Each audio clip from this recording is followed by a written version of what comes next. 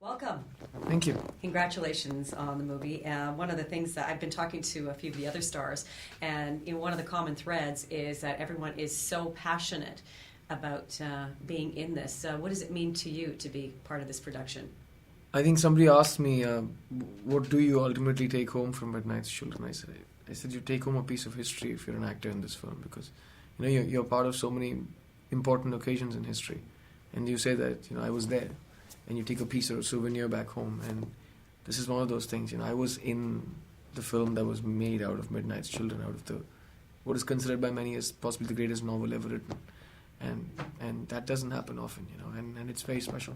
So that's what I would take home from that film. When did you read the book? I have to be honest, it's too much of a book for my kind of reading, and I first attempted to read the book many years ago, and I didn't succeed because it was just, it's not an easy read if you're a casual reader, and I don't read much fiction. But when I got a call from Deepa saying she wanted me to work in the film, I speed read the book. That's what, when it's work, you have to kind of, you kind of get you cultivate certain skills you don't otherwise have.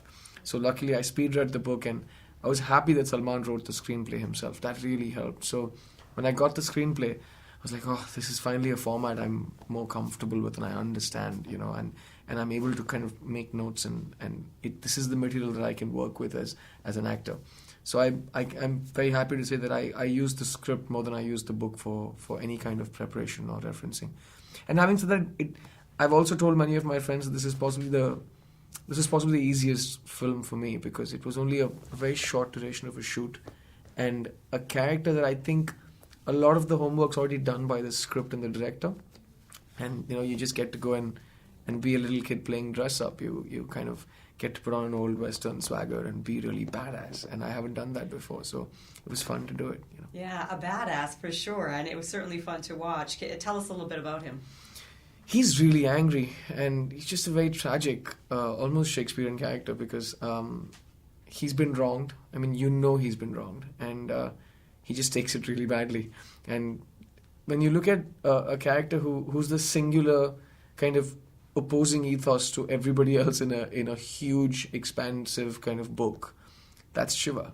He's the antithesis to all things, optimistic and hopeful and colorful and soft and cuddly. He's just the exact opposite, because he's been wronged, and his tragedy is that he never gets the right avenue to kind of find his catharsis and kind of be okay. It's just it's just every step of life he continues to have this. It compounds in his head that destiny's playing games with him, and you can't fix a man who thinks he's been wronged by destiny, and that's his tragedy. And for me, the exciting part of Shiva was that he's so strong, and as much as you fear his strength, you also feel his pain. And the biggest compliment that I hope to receive on a film like Midnight's is that people kind of felt for Shiva. And if you can feel for a bad man who you think is bad and who does bad things, then you kind of think you've played the soul of the character. And that, I think that homework's already in the script and in the direction of Deepa Mehta. And that would be Deepa. I mean, how did she collaborate with you on the set? I heard she's, she can be pretty tough, but she also, like you say, does your homework for you. I'm actually quite tough as well, but I kind of had to doff my hat to Deepa Mehta, because I call her a compassionate bully, and because she's just so loving and caring, and she's a very kind person and a really good friend, and very maternal, and then suddenly she will knock you into shape when she doesn't get what she wants. And I love that she trusted in me a lot, and as much as she kind of is very particular about what she wants, she does let you run with certain things. And especially with like content like this, where you'd think that too much improv is impossible on a film set, because it's legendary, subject material, and it's a script that probably was bound to stone and couldn't be moved and budged. You should see the calls this woman used to take on just a hunch and a whim, and that kind of courage is very rare. And I think that's what makes her a very exciting director to have made Midnight's Children. It's not her regular film, so it's always good to see a fish out of water and kind of trying to swim to safety. And this fish is quite a swimmer, and I love to watch her work, and I love to watch her take risks and And at the end of all of that, like I told you, she'll just come and give you that big maternal bear hug, and everything feels better. And I most enjoyed working on action sequences with her because she's my first female director, and this I was not expecting. So, it was very special. And to see her kind of be, and this there, and a man's man and a woman's woman whenever she wants to change the hat, that's something you don't see very often.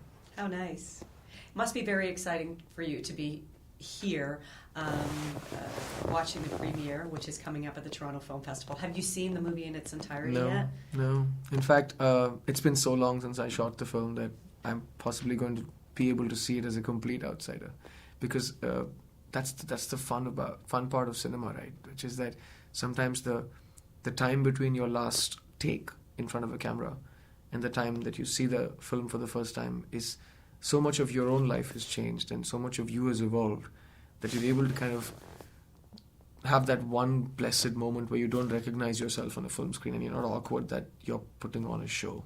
You actually see yourself as a character in a play, and that's going to be fun to watch. I really can't wait, because I still can't believe this film got made, because it's just such a battle against the odds and a logistical nightmare, a nightmare of permissions, a nightmare of kind of breaking so many conventions, a nightmare of taking so many people on, and I still can't believe these two people did it. And that's why I said I'm a really small part of a really big film, and I got like the ringside seat because I had the easiest job in the house.